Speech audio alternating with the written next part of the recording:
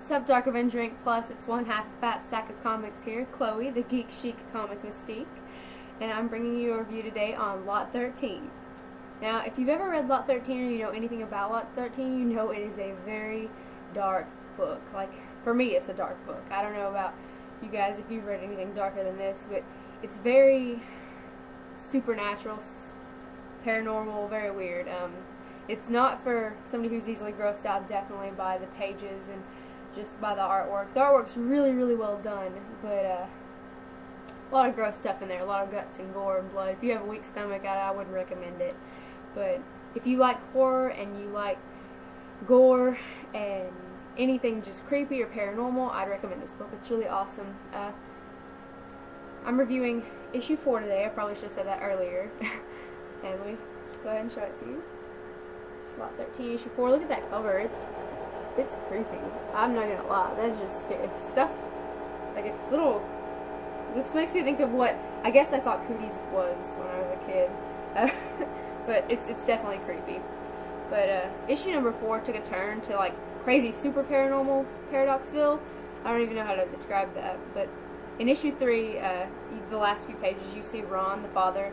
He gets his skull bashed in and his soul sucked out. And book 4 opens with him waking up into a room full of like the main character, spirit, ghost, being things. I don't really know what they are because they're not souls. But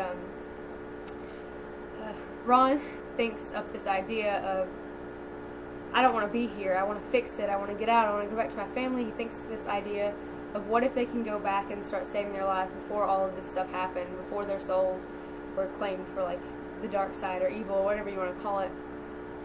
And he goes back and he starts saving them.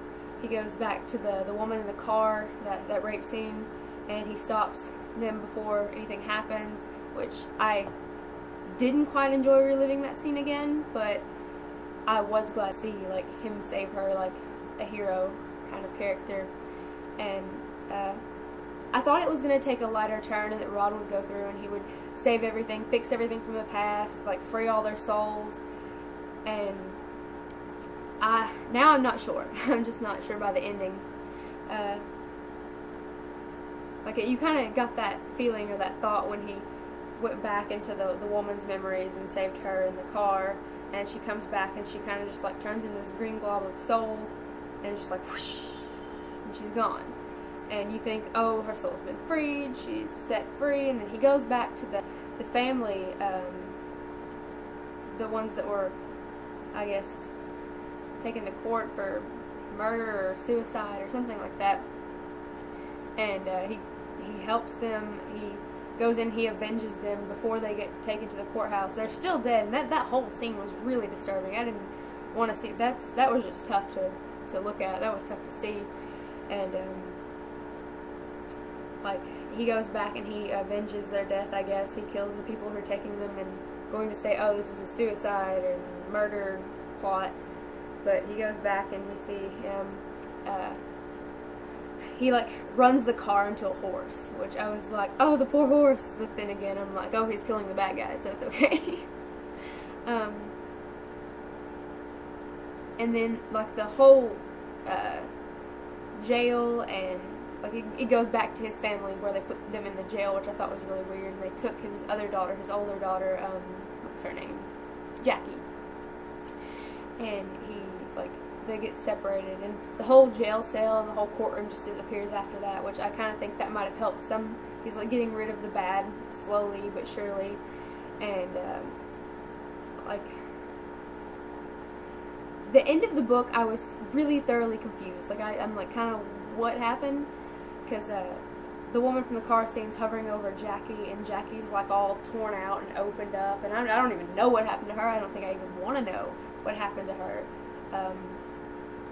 I really hope issue 5 does explain that, though, because I thought the woman from the car scene, that she was gone and that she'd moved on, but apparently not. Maybe it's just like he just destroyed the music that made her memory bad. I'm not sure what exactly happened. There's only one more issue left. It's a 5-part series, and unless this issue is like fat, I mean seriously fat, I don't know how they're gonna explain this book, because there's so much left to do, and there's so much left to be explained, unless they don't want to make him a hero, don't want to turn the story into light, and they just want to go like with it. They just throw it all overboard and just be like, oh well, they're dead. They'll remain in the place forever, which I really hope that's not what they do, because they'd just be like, oh, you're giving up. You could make this better, make it a little bigger, even extend it for that matter. I know on the books it does say 4 or 5 right there. So I'm hoping that they just make it a really big issue 5. They take a long time on it. They really do it justice, because it is a really great series. It's not let me down at all. It's been really great. And just as for Lot 13 number 4, I would definitely give it a 4 out of 5. Definitely had that creep factor. I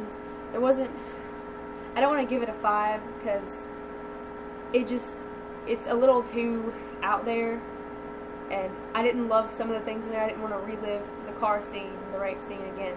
Definitely, that was just hard to watch again, or hard to read again. And it was just a really good book. It had the creep factor. It had a little too much gore for my taste, but I think the art was amazing. The story is amazing. I can't wait to see where this goes from here, and I really hope that they do the last issue justice. But like I said, 4 out of 5. And that's all for now for Lot 13 review of number 4. So stay action-packed and may your stack be fat.